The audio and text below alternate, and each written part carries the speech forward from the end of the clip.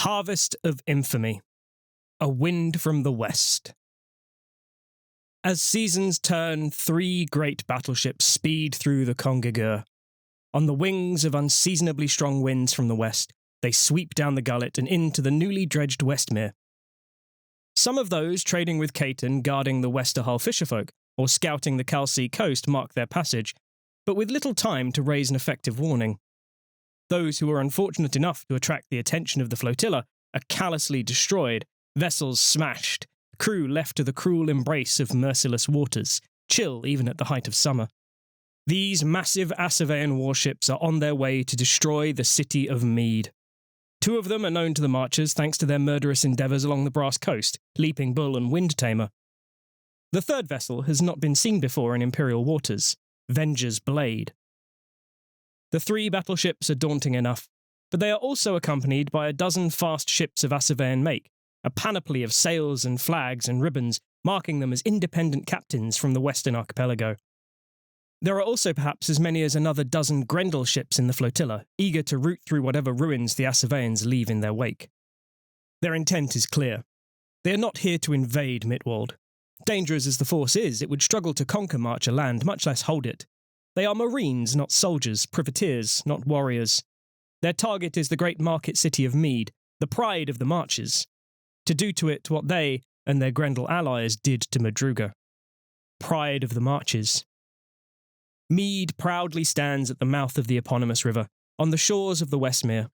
It has sturdy walls, reinforced a decade ago, but they're built to keep disgruntled bandits and Yatoon raiders at bay, not to defend against a massed attack from the sea.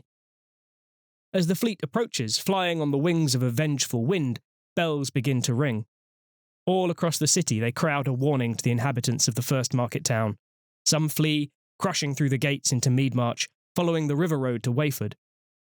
Many more grab weapons, or fire buckets, or surgeons' tools and rise to meet the Assavean assault. There is no doubt that they will fight, and equally little likelihood that they will succeed any more than the defenders of poor ruined Siroc, and the Freeborn had a grand fortification to protect them.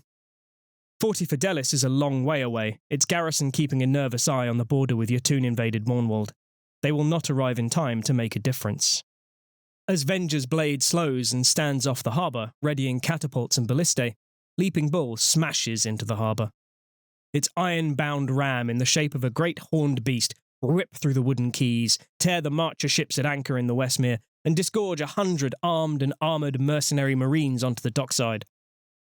Close behind them are some 40 Assavean and Grendel ships, eager to help themselves to the wealth of Mead, to slaughter the defenders, to burn the town.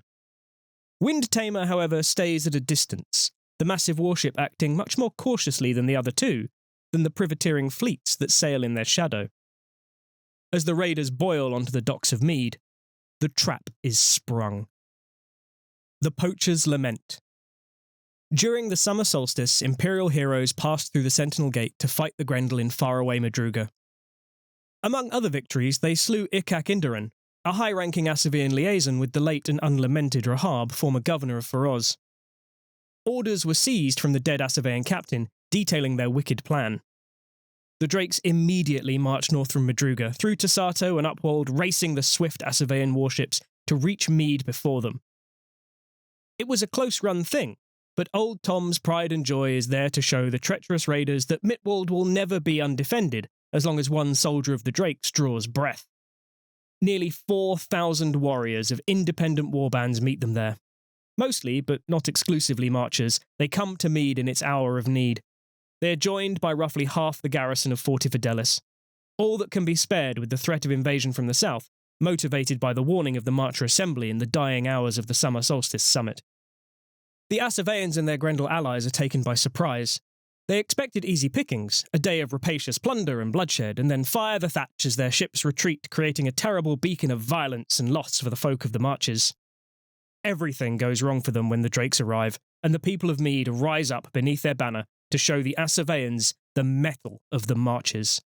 The few siege engines mounted on the walls are already turned inward, aiming towards the harbour. The Yeofolk are willing to fight to lay down their lives if need be. The fisherfolk and merchants have already withdrawn many of their ships west to Steward's Landing, and then when the bells begin to ring, some of them return, attacking the invading force from the flank.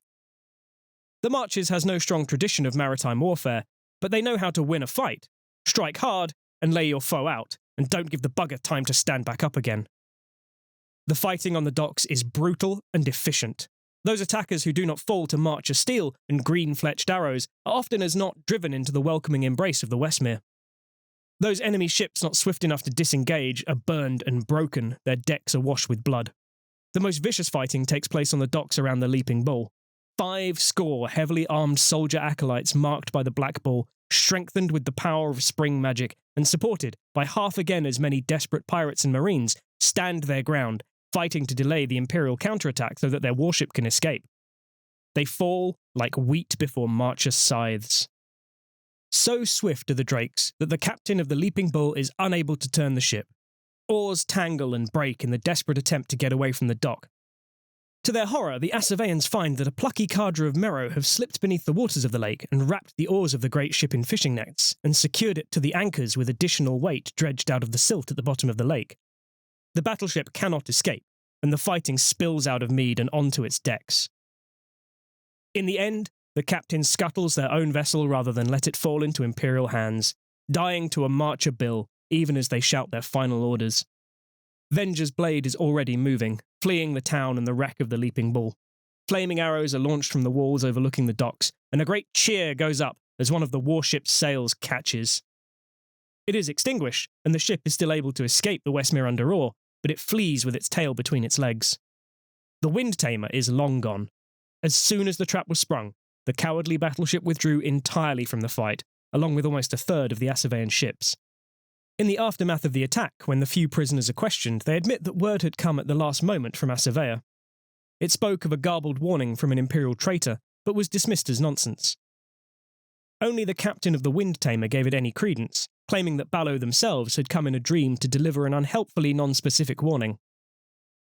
In the end, they forged ahead, confident that their prey was undefended. After the storm. There is absolutely no doubt in anyone's mind that if the Drakes had not been there, then Mead would have fallen. It would have met the same fate as Sorok, its markets looted, its people put to the sword, its centuries of history lost in a blazing pyre of Assavean hate and vengeance. The garrison at Fort Fidelis would have arrived to find ashes and charred bones, all that remained of the premier market town of the Marches. With the Assaveans defeated, a celebration sweeps through the town. No soldier of the Drakes need pay for ale or pies for a week or more, nor lack for a warm bed. The victory has not come without price, however. 2 Assavean battleships and perhaps as many as 40 privateers and pirate ships may have been defeated, but they take their toll on the defenders of Mitwald.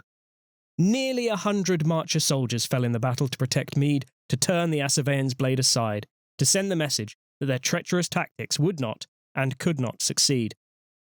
It's doubtful they will try this again, but if they do, the people of the Marches will be waiting for them. Game information. Mead. Mead has been protected against the Assavean attack, and while there has been some damage to the docks, the industrious Marchers are already hard at work repairing them. The Assavean battleship Leaping Bull was destroyed, and Venger's blade has been seriously damaged by the defenders led by the Drakes. Before they were driven off, however, the attackers were able to inflict nearly 100 casualties on the Imperial army. None of the military units who supported the Drakes received shares of the Imperial guerdon.